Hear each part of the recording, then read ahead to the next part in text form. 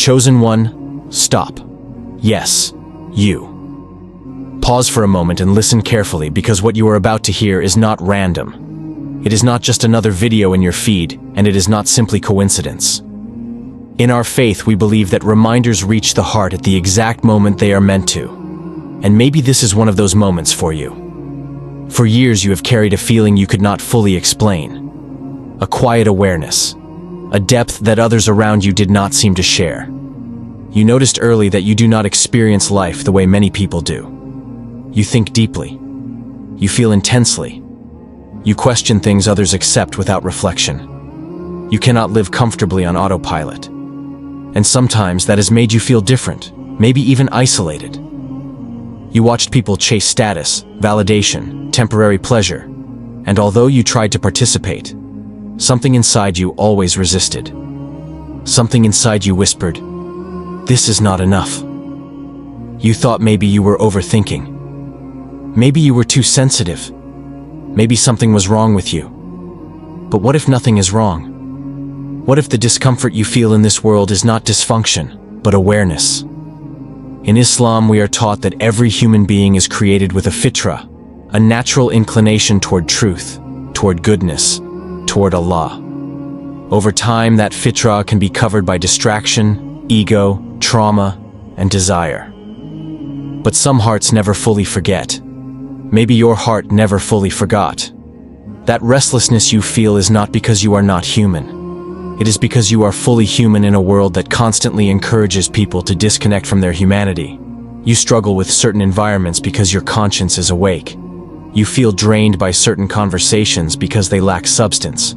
You are disturbed by things others normalize because your moral compass is still functioning. That sensitivity is not weakness. It is a sign of life.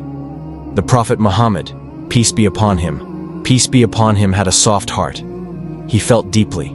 He cried. He carried the pain of others. Strength and emotional depth are not opposites.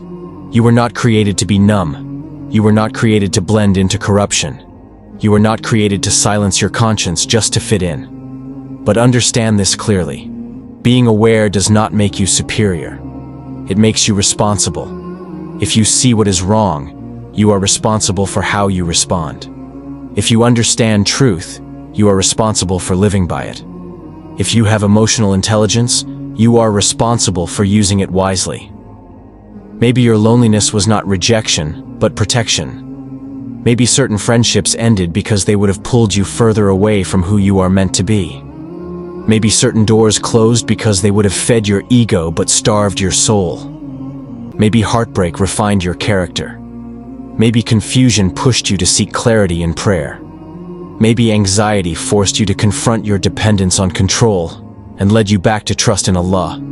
You thought you were breaking, but you were being shaped. There comes a moment in a believer's life when the chaos begins to make sense. When you realize the delays were not punishment.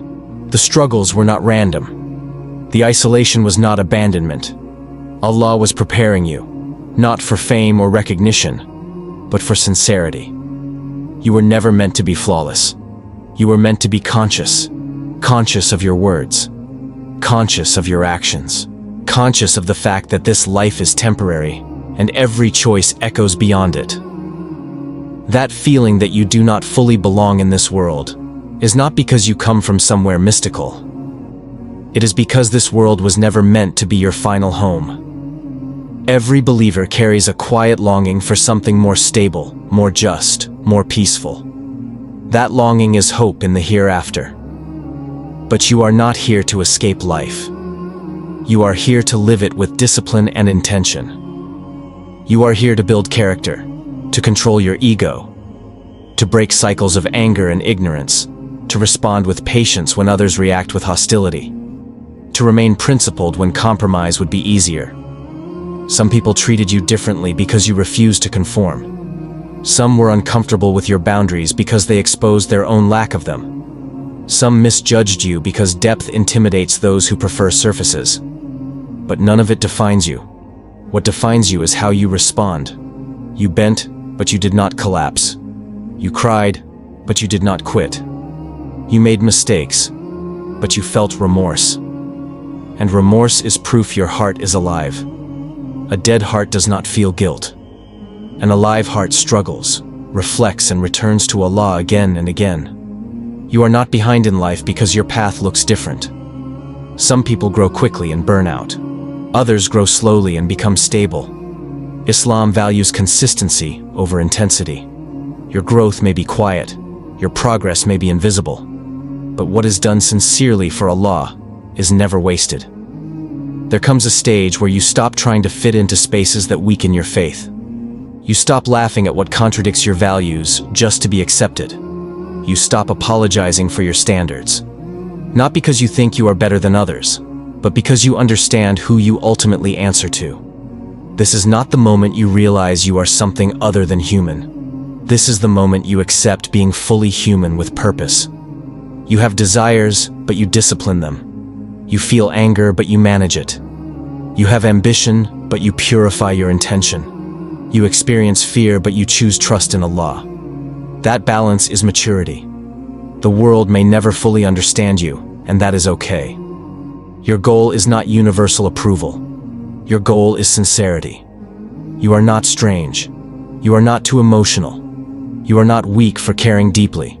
You are a believer navigating a complex world with a conscience that refuses to sleep. And the fact that you are still trying, still reflecting, still turning back to Allah after every fall, that is strength. Walk with humility. Build discipline in private. Protect your heart. Choose your environment wisely. Strengthen your prayer.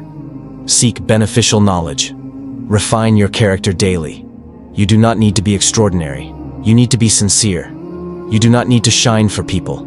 You need to stand firm when no one is watching. When you understand this, the need for validation weakens. The fear of people decreases. The noise of comparison fades. Because you finally recognize that your worth is not defined by trends, culture, or applause. Your worth is defined by your relationship with Allah, and that relationship is built quietly, consistently, sincerely. This is not about being chosen above others.